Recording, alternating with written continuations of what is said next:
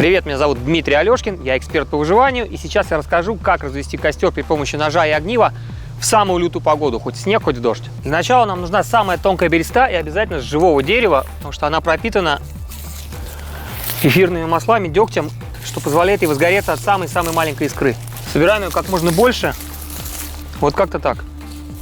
Сухие ветки ели, в первую очередь, они обычно даже в самый сильный дождь, в самом низу дерева, сухие.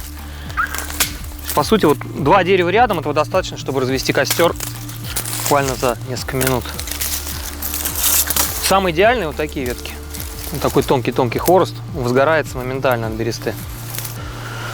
Прежде чем что-то поджигать, готовим место. В первую очередь снимаем мох. Здесь несколько причин. Во-первых, чтобы в случае большого огня костер не пошел дальше по лесу, и мы не запалили все вокруг. Это раз. А во-вторых,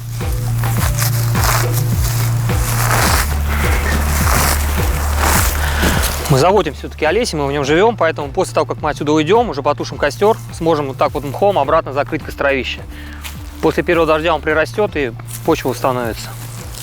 Сжигать будем при помощи вот такого инструмента. Огниво я его сам себе сделал из оленевого рога. Принцип очень простой. От трения металла по огниву получаются вот такие искры.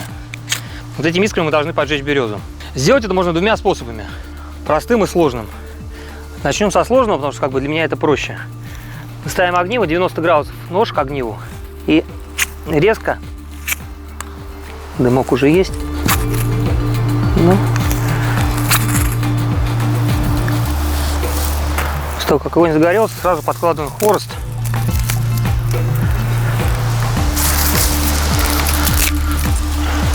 А вот теперь самая главная ошибка, которую я сделал специально, делают большинство людей. У нас есть огонь, он загорелся, а дров больших рядом нет никаких. То есть сейчас это прогорит в течение 5 минут, а подложить нам пока нечего. То есть мне сейчас нужно идти, собирать дрова, и пока я вернусь, скорее всего, все погаснет. Поэтому сейчас мы это все тушим и сделаем огонь при помощи более простого способа человека, который никогда не разводил огонь при помощи огнива.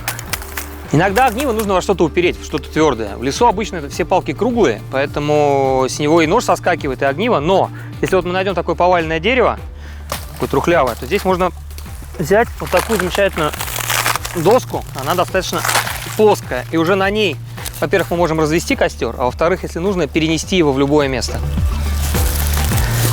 Обычно, если в лесу идет дождь, развести костер на открытом месте практически нереально, потому что вас будет заливать водой. Поэтому вот при помощи такой подстилки мы добываем огонь под деревом. Обычно под большой елью всегда сухо, даже в сильный дождь. Здесь мы его разожжем, а после этого сможем перенести в любое для нас удобное место, например, к укрытию. Технология вся та же. Береста. Здесь можно попробовать другой способ. Не тогда, когда ты огниво отдергиваешь от ножа, а наоборот ножом можно чиркать. Это более... С одной стороны, более простой, с другой стороны, способ, требующий опыта. Ну.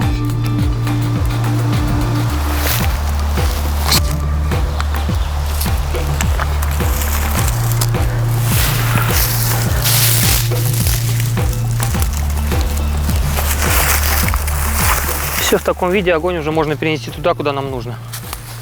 Главное не подпалить себя и окружающий лес. На подготовленном месте, где у нас уже есть дрова,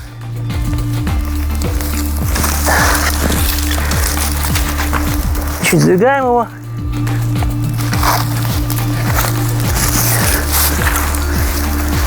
Здесь у нас же дрова заготовлены, то есть все ошибки мы устранили, главное успевать их подкладывать.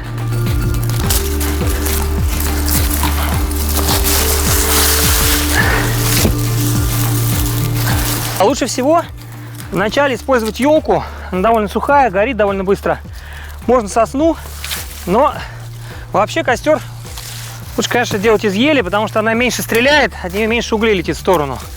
Сосна, она, к сожалению, такая смолистая, горит хорошо, но при этом во все стороны разлетаются угольки. Если ты спишь у костра, есть шанс с утра проснуться в решето. И одежда вся будет дырявая, да и сам подгоришь. Березу брать бессмысленно, потому что все, что стоит в лесу, эта береза живая, она очень сырая. Единственный вариант, когда ее можно сжечь, это зимой в минус 30, когда мороз из нее выдавливает сок, и она начинает трескаться, и тогда она разгорается идеально. В любом костре, по сути, получаются дрова, как в бане. В других условиях береза, к сожалению, в лесу не пригодна, потому что то, что упало, уже все гнилое внутри. За счет бересты, которая идеально горит, она также работает как идеальный такой консерватор, и внутри древесина не сохнет, а в самом собственном соку сгнивает. Еще в этой полосе, что осина растет, но, к сожалению, это вообще трэш.